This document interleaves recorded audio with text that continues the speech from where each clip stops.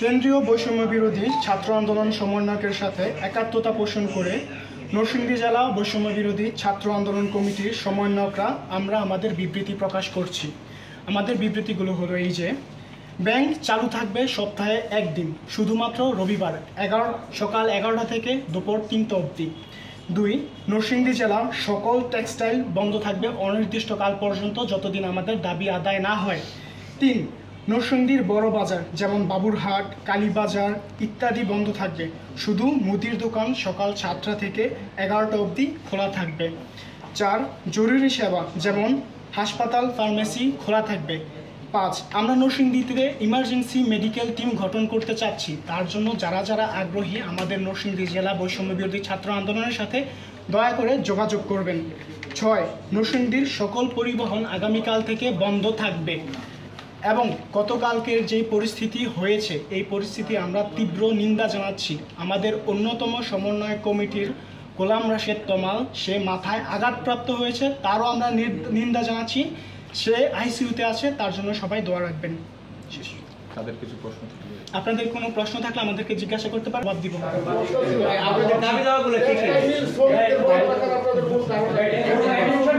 একজন করে বলেন।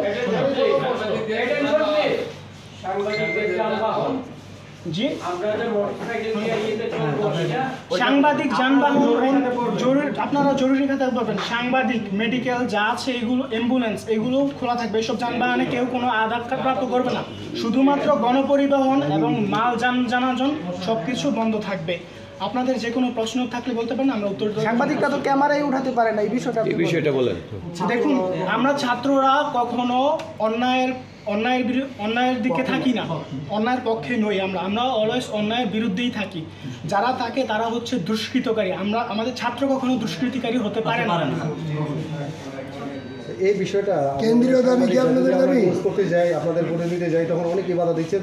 পরবর্তীতে আমাদের কি করণীয় সেটা যারা বাধা দেয় আপনারা হচ্ছেন প্রেস, আপনাদের হাতে হচ্ছে পুরো দুনিয়া। টিভির মাধ্যমে দুনিয়ার সামনে তাদের মুখোশ পরিচয় করিয়ে দিন। তারপরের স্টেপ আমরা জনগণ মিলে, আমরা যারা ছাত্র আছি বৈষম্য বিরোধী, আমরা সবাই নিয়ে এর স্টেপ নিব।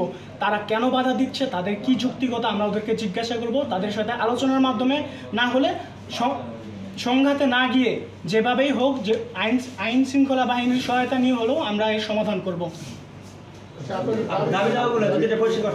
আমাদের দাবি দাওয়াগুলো হচ্ছে, আমরা ঢাকার সাথে সম্পূর্ণভাবে একাত্মতা পোষণ করে আমাদের দাবি দাওয়াগুলো, আমাদের বাড়তি কোনো দাবি দেওয়া নেই।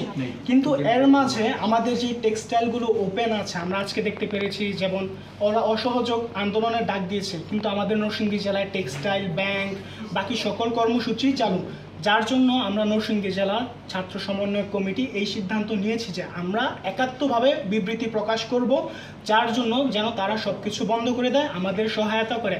এবং আরেকজন প্রশ্ন করেছেন যে আমরা কেন টেক্সটাইল বন্ধ রাখতে চাচ্ছি।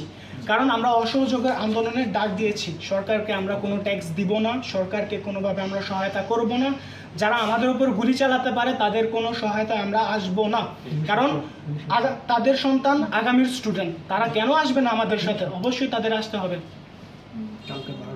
আগামীকাল কর্মসূচি কয়টা থেকে কয়টা? আগামীকালকের কর্মসূচি আমরা আমাদের সময় পরিবর্তন করেছি। নরসিংদী জেলা সবসময়ই বিকাল 3টা থেকে কর্মসূচি পালন করেছে, কিন্তু এখন থেকে যেহেতু অসহযোগ আন্দোলনে আমরা ডাক দিয়েছি, আমরা আগামীকাল থেকে দুপুর 12টা থেকে আমাদের কর্মসূচি চালু করব কারফিউ রাত পর্যন্ত। ঠিক আছে। এবং হ্যাঁ,